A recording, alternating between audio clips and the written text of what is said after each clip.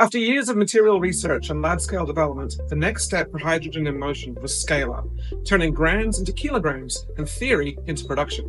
This video takes you inside the pilot plant, where our team has built and assembled a full-scale synthesis line for our hydrogen storage material, designed to take our lab work into real-world production.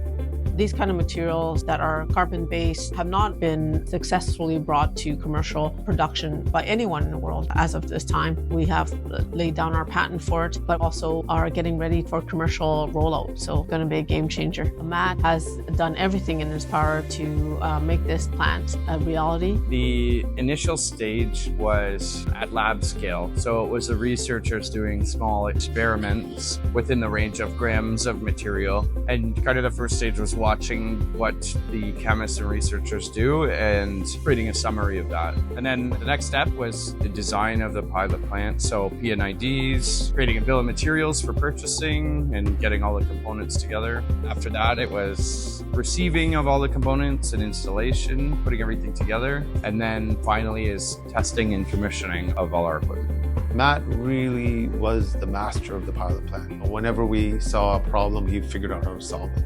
So my role was more supporting Matt. This is by far and away the biggest scale up we've done. So Matt and I are coming to terms with doing stuff in quantities of hundreds of liters instead of quantities of liters. One of our major components is the synthesis section. So it's really where we mix our raw materials, heat and cool them, and get it to the initial stage kind of mixed and reacted.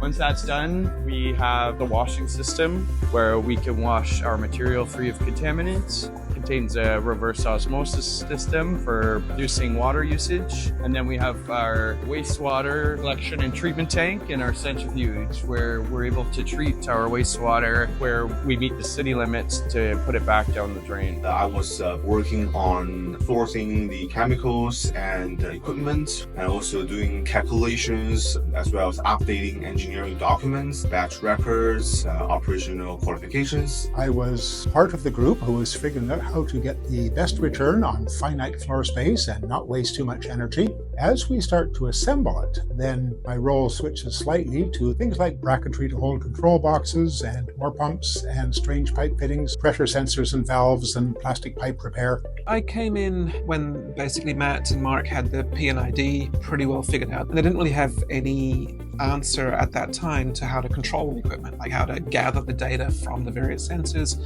how to actuate the valves and the pumps. So I started by doing a diagram and sort of working with Matt on understanding the P&ID to make sure that I understand what the sensors are, what they're there for, what the parameters that they output mean, and how we care about them and what kind of ranges they are. And definitely one of the challenges with the pilot plant was we kept making modifications to our processes and materials. So as the material is changing, I have to modify the pilot plant as it's being built. In a really funny way, it's a thing of beauty, right? It functions, it works, it's flexible. There's ways to do multiple things with it. It's safe, which is a big thing for us. We have multiple showers throughout the facility because we are working with acids. Another feature we have is we have spill berms underneath all of our reactors, which will capture any spilled materials. Even under our raw materials, we have spill berms. We custom built this curtain around our synthesis area, which will stop any flashes. We also have this custom ventilation system, which draws any fumes or vapors away from us as well. I mean, I stop every now and then and look back. Sometimes we're so busy in our immediate problem, we don't realize how far we've come. We've come a long ways. Building the pilot plant, thought it was going to be challenging, and it was challenging. It still is, but the fact that we've come this far, definitely from contributions from everyone and everybody working together. So I'm pretty happy with where we're at.